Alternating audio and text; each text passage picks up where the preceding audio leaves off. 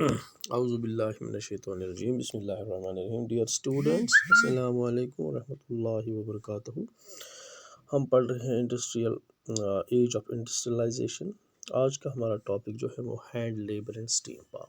ठीक है, तो जब हम देख रहे हैं, हम मतलब ब्रिटेन की बात कर रहे हैं, क्योंकि इंग्लैंड में जो सेटअप हुआ था इंडस्ट्रीज़ का, जो फैक्ट्रीज़ का, जो भी मतलब इंडस्ट्रियल रेवोल्यूशन आई थी, तो अब विक्टोरिया में जो थी, विक्टोरिया में क्या था, तो कोई भी ये हैंड लेबर जो था, हैंड लेबर का ये मतलब कोई शॉर्टेज नहीं थी। देखिए, बहुत सारे पुअर पीजेंट्स थे या वैग्रेंट, जो वो सिटीज़ से large number in search of jobs के लिए जाते थे, जो भी पुअर पीजेंट्स के जॉब्स के लिए सिटी की तरफ जाते थे, वेटिंग फॉर द वर्क। ठीक, तो there is a plenty of labour. ठीक है, वेजेस है but wages were low, so industrialists had no problem labour shortage.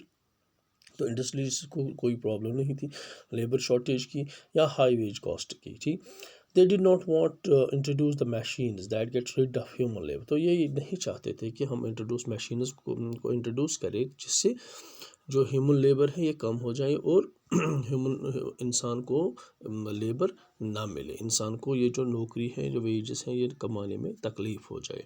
Required large capital investment. ये नहीं चाहते थे कि हम मशीन्स को इंट्रोड्यूस करें जिस पर लार्ज इन्वेस्टमेंट करना है और जो ह्यूमन लेबर है तो ये कम हो सकती है। ठीक है, बहुत सारी इंडस्ट्रीज जो थे, demand for the labour was seasonal. तो सीजनल लेबर्स के तौर पे लगे थे गैस वर्क्स। ठीक है, बिवरेज, जो भी बिवरेज, जो भी इंडस्ट्रीज थी उनमें specially busying to the cold month, so they need more workers to meet their peak demand. ठीक है, तो ये सीज़न के बुनियाद पे लेते थे, चाहे गैस वर्क में था या बिवरेज, स्पेशली कोल्ड मंथ्स में। तो और they needed more workers to meet the. तो जब उनका पीक सीज़न होता था उस टाइम में उनको बहुत सारे वर्कर्स की ज़रूरत पड़ती थी। तो जो बुक बाइंडर्स थे या प्रिंटर्स थे या कैटरिंग करने वाले थे ऑन द क्रिसमस डे पे, तो वो नीडेड, उनको भी एक्स्ट्रा हैंड बिफोर द दिसंबर चाहिए था। उनको क्रिसमस डे पे या कैटरिंग करने वाले, तो उनको भी चाहिए था लेबर, एक्स्ट्रा लेबर चाहिए। At the waterfront, winter was was the time that ships were prepared. तो वाटर फ्रंट में क्या होता था, विंटर में शिप्स को प्रिपेयर किया जाता था, रिपेयर किया जाता था। ठीक है, तो उनको नई से जो भी चीज़ें होती थी, जो भी ख़राब हुई चीज़ें होती थी, उनको नए सिरे से लगाया जाता था। उनको ऑल सच इंडस्ट्रीज़ थी जो भी बाय द प्रोडक्शन, जहाँ पे प्रोडक्शन फ्लक्चुएट होती थी सीज़न के साथ, industries usually preferred hand labours. ठीक है, तो जहाँ पे सीज़न के साथ फ्लक्चुएशन होती थी या जो प्रोडक्शन की, तो जो इंडस्ट्रियलिस्ट से यूजुअली क्या हैंड लेबर्स प्रेफर करते थे, employ workers for the season के लिए एम्प्लॉय करते थे, उनको नौकरी देते थे। तो एक रेंज था प्रोडक्ट्स का, तो products only with the hand labour. ठीक है, मशीन, जो भी machines were oriented to produce uniform, the standardized goods for the mass market, but the demand in the market was often for the goods with the intricate designs and specific shapes. तो machines में मतलब जो goods थे, standardised goods जो बनते थे, जो mass market के लिए बनते थे, यूनिफॉर्म एक ही जैसे गुड्स बनते थे, बट जो डिमांड मार्केट में थी वो क्या थी, जिसमें डिज़ाइनिंग होगी, स्पेसिफिक शेप्स होंगी, ऐसे मतलब डिमांड मार्केट में थी। तो मिड 19th सेंचुरी जो ब्रिटेन था, for instance 500 varieties of the hammers were producer. ठीक है, तकरीबन 500 हैमर्स को प्रोड्यूस किया गया and 45 kind of the axes kind, these required the human skill. उनके लिए ह्यूमन सिकल चाहिए था, न कि मैकेनिकल टेक्नोलॉजी की ज़रूरत नहीं पड़ती, तो ह्यूमन सिकल। आज भी हम अगर कोई भी डिज़ाइनिंग का काम होता है, कोई भी कहीं पे घर पे हमें करना होगा, खिड़कियों में, दरवाज़ों में, ठीक है, तो आप मशीन से ये चीज़ें नहीं करते, do you need a human labour. तो आप एक अच्छे कारपेंटर को ढूंढते हैं और उसको वहाँ से हाथ से वो डिज़ाइनिंग करता है, जो भी चीज़ें हैं, तो ये मशीन से नहीं होती हैं, मैकेनिकल जो भी वर्क है उससे नहीं होता है, बट ये जो होता है किससे, तो इसके लिए हमें ये ह्यूमन स्किल चाहिए थे। ठीक है, विक्टोरिया में जो भी अपर क्लास था या एरिस्टोक्रेट्स थे एंड द ब्यूरोक्रेसीज थी प्रेफर्ड थिंग्स प्रोड्यूसर। तो जो भी ब्यूरोक्रेट्स थे, जो भी एरिस्टोक्रेट्स थे, जो भी अपर क्लास था, ये हैंडमेड चीज़ें यूज़ करना प्रेफर करते थे। जो भी हैंडमेड प्रोडक्ट्स थी उनमें रिफाइनमेंट एंड क्लास होता था, ठीक है। और ये ब्राइटर फिनिश्ड होते थे, इनकी फिनिश बहुत ही अच्छी होती थी इंडिविजुअल प्रोड्यूसर। तो एंड केयरफुली डिज़ाइनर जो भी होती उनकी अच्छी से डिज़ाइनिंग होती थी। तो machine made goods were export for the machine made goods जो भी थे वो उनको एक्सपोर्ट कॉलोनीज़ के लिए किया जाता था, ठीक है। In countries with the labour shortage industrialist जो भी है were keen on using the mechanical power, ठीक है।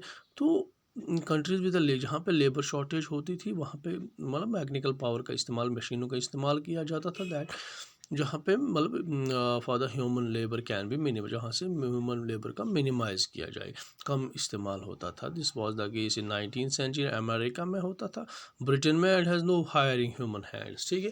तो उनको ह्यूमन हैंड्स हायरिंग वहाँ पे नहीं थी, तो वहाँ पे ये मशीनों से काम किया करते थे, ठीक है। तो लाइफ ऑफ ए वर्कर, तो वर्कर की क्या लाइफ थी उस टाइम में, जो अबंडेंस ऑफ द लेबर जो मार्केट में थे उसमें इसमें जो affected the lives of workers, उससे बड़ा असर पड़ा किन पे, वर्कर्स पे। कैसे? A new possible jobs news of possible jobs travel to the countrysides. तो जब जॉब्स की न्यूज़ जाती थी कंट्री साइड्स में तो वहाँ से hundreds transfer to the cities, ठीक है। वहाँ से सैकड़ों की तादाद में लोग आते थे और सैकड़ों की तादाद में लोग आते और सिटीज़ की तरफ जाते। द एक्चुअल जो possibility of getting a job depends on existing network of friendship and किन रिलेशनशिप्स, ठीक है। तो if you had a relative और अ फ्रेंड इन अ फैक्ट्री, अगर आपका रिलेटिव, ये दोनों जॉब ऐसे मिलती थी कि कोई किसी का रिलेटिव फैक्ट्री में काम करता होगा या किसी का रिश्तेदार होता है, तो वो उसके साथ कांटेक्ट में रह के ना वहाँ पे जॉब लेता था। अगर आपका फ्रेंड है फैक्ट्री में और वो लाइकली टू गेट अ कोई जॉब क्विकली, तो इससे यू आर, तो इससे आपको जल्दी जॉब मिलती थी। But not everywhere had a social कौन, तो हर जगह ये सोशल कनेक्शन नहीं चलता था। बट मैनी जॉब जो भी थे सीकर्स थे उनको बड़ा वेट करना पड़ता था, वीक्स तक, हफ्तों तक, nights spending nights on the bridge in the night. तो वहाँ पे जो पुल्स थे, जहाँ सड़कें थे, वहाँ पे सोना पड़ता था, तो वेट करना पड़ता जॉब के लिए, ठीक है। शेल्टर्स नहीं मिलते थे, stayed in the nights, refugees that were set up by the private individual refugee camps थे, नाइट रिफ्यूजीज जो भी थे उनमें रहते थे, सराइज जो भी होते थे। अदर विंटर तक जो casual ward maintain by the poor law authority, जो भी पुअर लॉ अथॉरिटी ने कुछ वार्ड्स बनाए थे तो वहाँ पे जाते थे, ठीक है। जो सराय वराय जैसे होते थे वहाँ पे ये रहते थे। तो seasonality of the work in the manage, जो भी industrialist mean prolonged period without work और the busy on the street. तो देखिए जो सीजनल वर्कर्स थे वो बेकार रहते थे बहुत टाइम तक, क्योंकि जब भी सीज़न ओवर होता था तो फिर उनको स्ट्रीट्स में फिर जाना पड़ता था, स्ट्रीट्स में रहना पड़ता था, क्योंकि उनको काम नहीं मिलता था। रिटर्न कंट्री साइड्स विंटर में वापस आते थे जब डिमांड ऑफ लेबर और रूरल एरियाज़ में ओपन हो जाती in places. Most look for, बहुत सारे जो लोग और जॉब्स करते थे still mid 19th century were difficult to find, तो बहुत ही मुश्किल था ये जॉब्स ढूंढना। वेजेस जो थे वो increase somewhat in the early 19th century. Early 19th century में वेजेस को कुछ इंक्रीज हो गए, but they tell us a little about the welfare. तो इससे ये नहीं पता चलता कि वेलफेयर ऑफ द वर्कर्स क्या था, वर्कर्स जो भी थी उनकी बहबूदी कैसी होती थी। जो average figure hide the variation between the trades and fluctuation from year to year. For instance, तो जब हम price rose sharply during the prolonged Napoleonic, जब नेपोलियनिक वार चल रहा था तो वहाँ पे प्राइस जो भी था वो शॉर्पली इंक्रीज हो गया। जो real value of what worker earn fail significantly, जो भी वैल्यू था जो भी वर्कर अर्न कर रहा था सिग्निफिकेंटली फैल डाउन हो गया। The same wages could now buy fewer things, तो ठीक है। तो सिंस द जो सेम वेजेस थे वो बहुत ही कम, मतलब सेम वेजेस से बहुत ही कम चीज़ें आती, क्योंकि महंगाई बढ़ गई थी, जो वेजेस थे वो बराबर वही मिल रहे थे, तो उससे क्या हुआ, ये जो थिंग्स हैं वो हम कम ही खरीद पाते थे, ठीक है। Moreover the income of the worker जो भी थी depends on the wage rates Elon.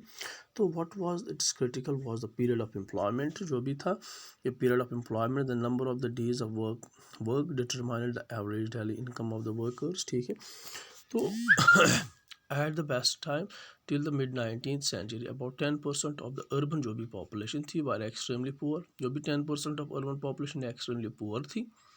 period of economic slumps like the 1833, जो भी 1833 economic slump जब हुआ था 1833, the proportion of unemployed went to anything between 35 to 75% different regions, ठीक है। तो ये थे वर्कर्स जो भी हालात थी वो बड़ी ख़राब थी। क्योंकि उनका बड़ी ही मतलब मुश्किल से वो सर्वाइव करते थे। उनका बहुत मुश्किल होता था क्योंकि सीज़न में उनका काम मिलता था, सीज़न ओवर होता था, उसके बाद काम ख़त्म हो जाता था, फिर ढूंढना पड़ता था काम। तो इन जनरल आप कहोगे कि इन 19th सेंचुरी में जो भी वर्कर्स थे, तो इनकी जब बड़ी ही मुश्किलात का सामना करना करना पड़ता था। होप कि आपको ये समझ आया होगा। तो हम नेक्स्ट वीडियो के लिए आपके लिए लाते हैं। तब तक के लिए have a good day. Thank you.